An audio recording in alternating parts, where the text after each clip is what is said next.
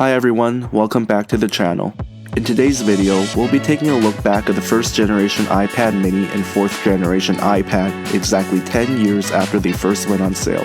Of course, as with the rest of the series, this is an objective look back at these iPads, so I'll be sharing none of my own opinions and simply stating the facts. So, without further ado, let's start off with a big one, the fourth gen iPad.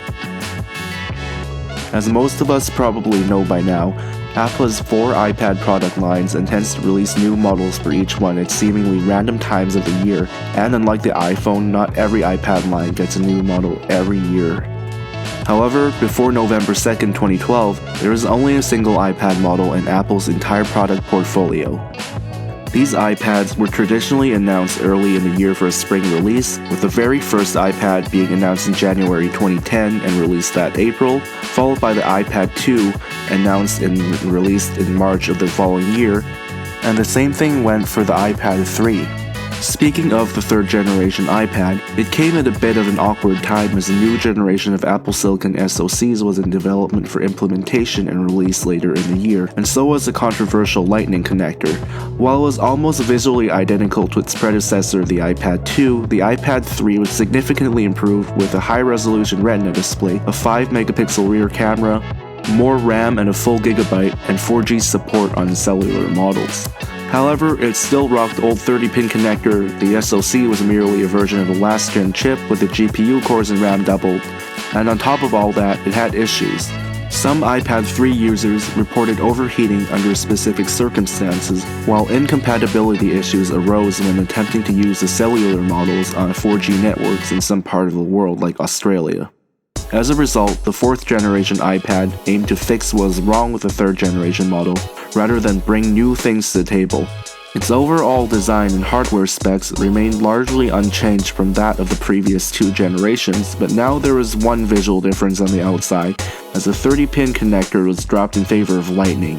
The rest of the key changes made with this model were all under the hood, with the front camera being bumped up from 0.3 megapixels to 1.2 megapixels, a 128GB storage capacity arriving as a late availability option in early 2013, and a new A6X SoC from the then latest generation of Apple Silicon powering the device. Besides an overall improvement in efficiency and performance, the A6X addressed the 2 main issues that plagued the third generation iPad. It didn't suffer from the same overheating issues, and most importantly, the cellular-enabled variants supported a wider range of 4G bands, so more people around the world could take advantage of their local 4G networks on an iPad. Unlike the previous model, it also supported 5 GHz Wi-Fi. Moving on to the first-gen iPad mini, it's obviously a smaller version of a full-size iPad, and it split the iPad product family into multiple lines for the first time. However, when we look at its hardware, things start to get a little interesting. At a glance, the original iPad mini appears to be a repackaged iPad 2 in a smaller chassis, with the same last-gen A5 SoC with 512MB of RAM, and a non-Retina display with a resolution of 1024 by 768. However, it had an upgraded audio processor that brought support for text dictation and Siri, while its wireless hardware was upgraded with 5 GHz Wi-Fi support.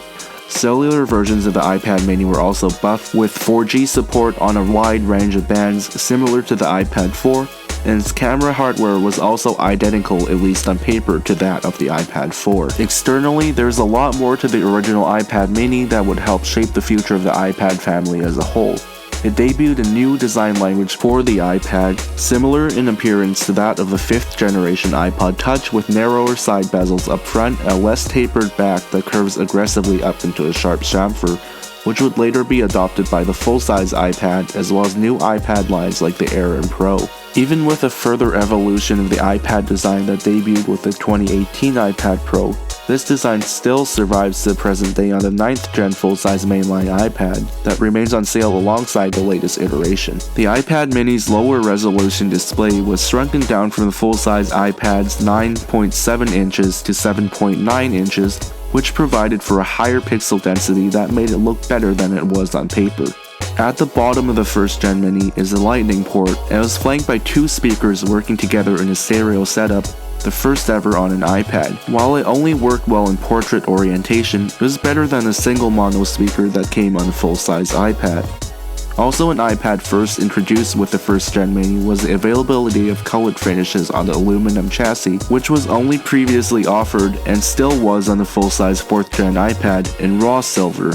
While the white bezeled variant of the Mini continued to feature raw aluminum chassis, the black bezeled variant was initially offered with the same slate finish as the iPhone 5 and original releases of the 2012 iPod lineup, changing to space gray in later production to coincide with the launch of the iPhone 5S. With all these iPad first making their debut on the original Mini, which also happened to be mostly 2011's iPad 2 under the hood, how exactly was it positioned in the iPad family back then?